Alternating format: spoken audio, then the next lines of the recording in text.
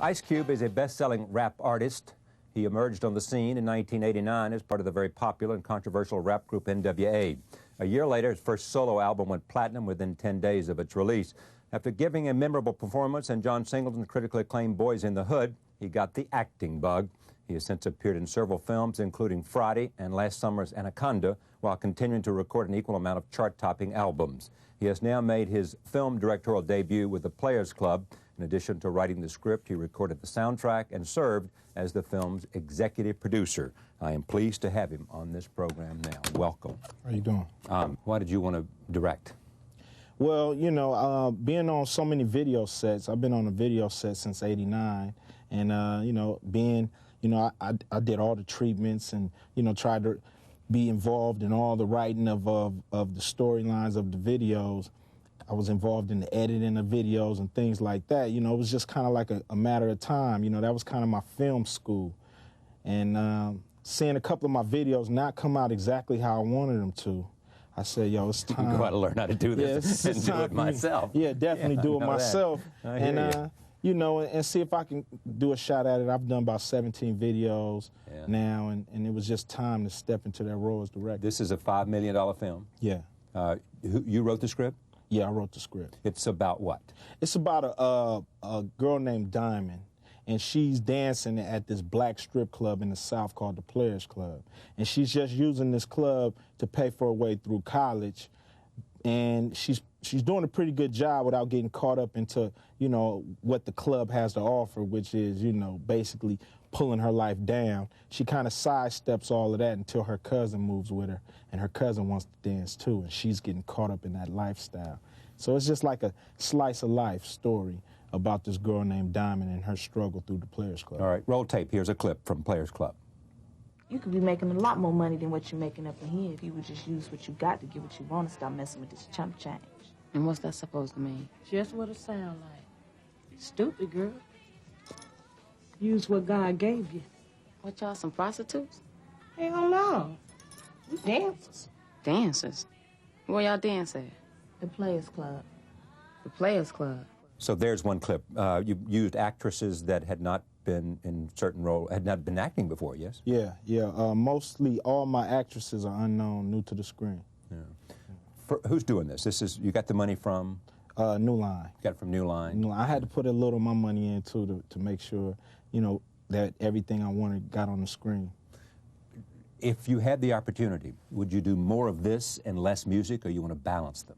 I think I could do both. I think I've been successful, you know, as a rap artist and successful as an actor, and hopefully with this movie I'll be successful as a director, and as long as I can do, you know, do the juggling act, I'm going to do it. I'm going to continue to do them all until, you know, something, you know, takes over the other, you know.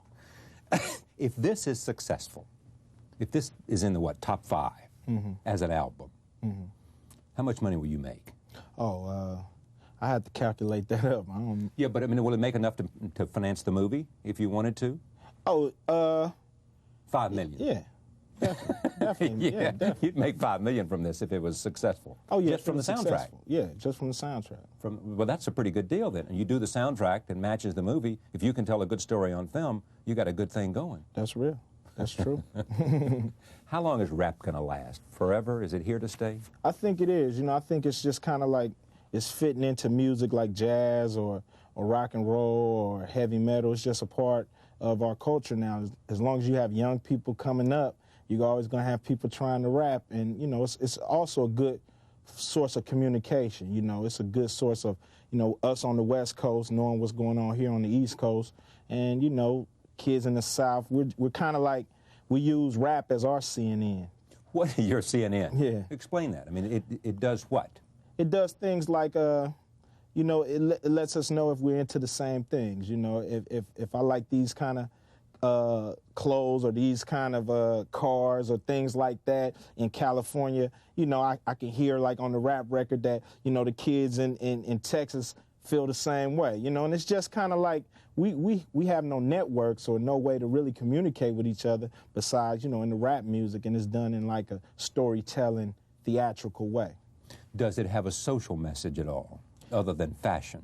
Sometimes. sometimes it does have a social message, and sometimes, you know, rappers use that platform to speak about social issues. You know, that was real big with Public Enemy in the late 80s and early 90s. They would speak on a lot of public issues and you know, even political topics.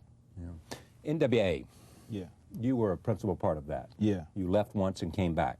No, I left and never went back. You never came back after you Never left? went back. Yeah, not at all. You didn't come back and write for him, do anything? No, I just went solo. Yeah.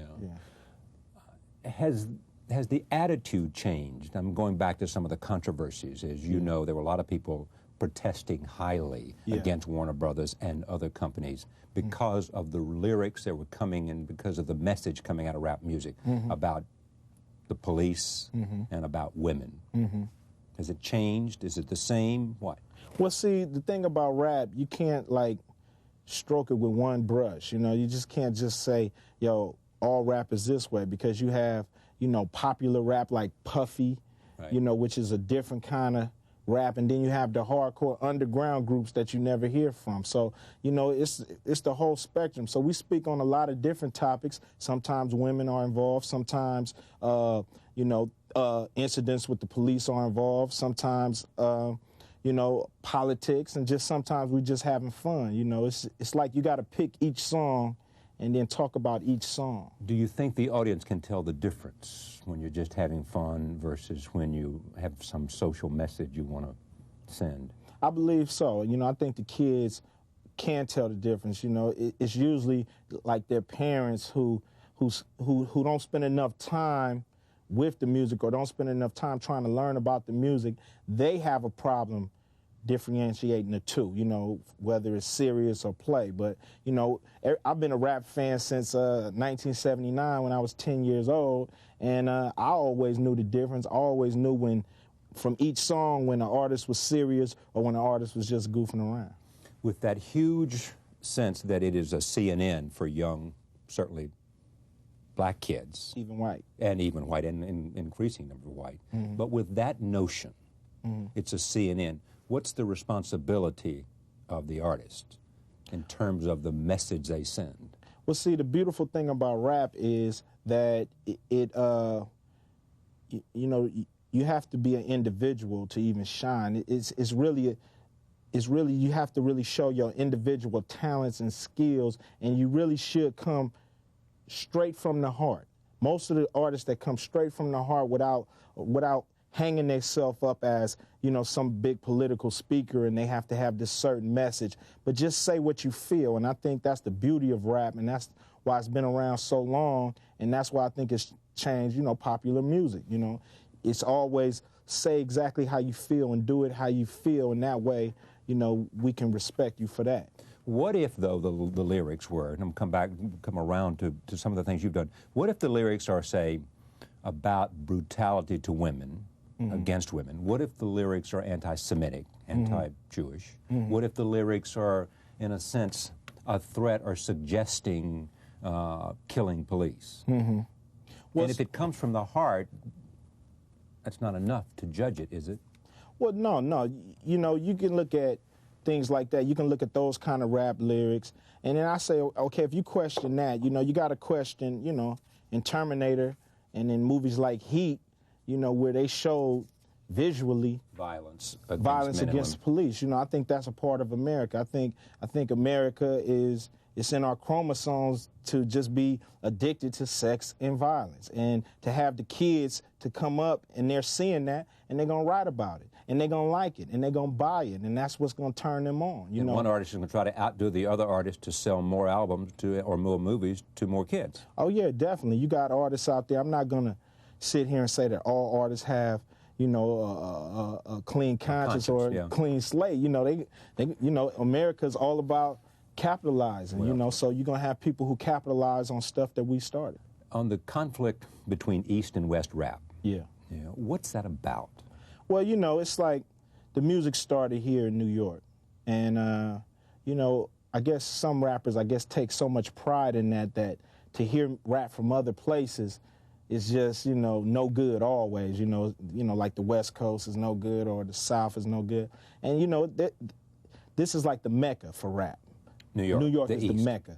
for rap music. It's where all the most of the magazines come from, all the video, MTV's out here. You have BT that's in DC. It's like, all of the music gets, I say, broadcasted from New York, or most of it. And they took on the attitude like we're superior. And then the West Coast, we started gaining recognition with NWA and Dr. Dre and these things. So the guys out there said, man, we need to break down this little, I guess, club they have here in New York and try to break that market. And so it became a public feud. And then you had two big crews like Bad Boy, Death Row. They were, they really had a problem with each other. And that's Bad Boy's on the East, Death Row's on the West, and that kind of, it built into, the East Coast, West Coast beef. What happened with Tupac and Biggie Smalls? Well, it's really, we don't know really what happened with Tupac. We kind of know, that they got into it with some people, and then, the thing happened in Vegas. And then you have Biggie Smalls, who's in Los Angeles, and something, he gets murdered in Los Angeles. And, it's a whole lot of questions that's unanswered, but these whole deaths, Tupac and Biggie, are going to always be, like, contributed to the East Coast, West Coast beef. They always going to say that. People always assume it was an East Coast, West Coast fight. And that's why these two, giant artists are dead now. Who's your hero? My father. My father's my hero. Why is that? Because he we have a term, keep it real. He's always kept it real with me. He's always, I would do stuff like, I'm a big Laker fan. And when I was little, I would cry when they lose, and he would come tell me, it's like, yo, the Lakers don't put food on your table. and those kind of things right there just help me in life to understand, where I sit in this world and to look at things in the right perspective. The Lakers don't put food on your table. Nah, they don't put food on my table. They put a smile on my face. Your dad puts food on your table. Yeah, and I respect that. I respect that so much. Even him just, being around. A lot of black kids, fathers are not around. And I think that's what's giving me the extra chance. I had that male role right there with me. What's going on among young people in the black community? I mean, can you talk to me a little bit about what you think is happening today in 1998? They're just looking for opportunities. I see black kids always just looking for opportunities. We want the nicer things in life. We see it, through commercials and, to be American is to flaunt what you got, and try to have a little more than the next man, and that's what you have young black kids doing. They're trying to have more than the next man. And unfortunately, it's not a whole lot of ways for them to get that kind of money or those kind of things, but they want it. And then, I guess that spills into crime and other things. And drugs. Yeah, and drugs, too. Have you seen any change on it? I mean, there's a lot of talk in New York and other places that crime is down. Mm-hmm. The statistics show that.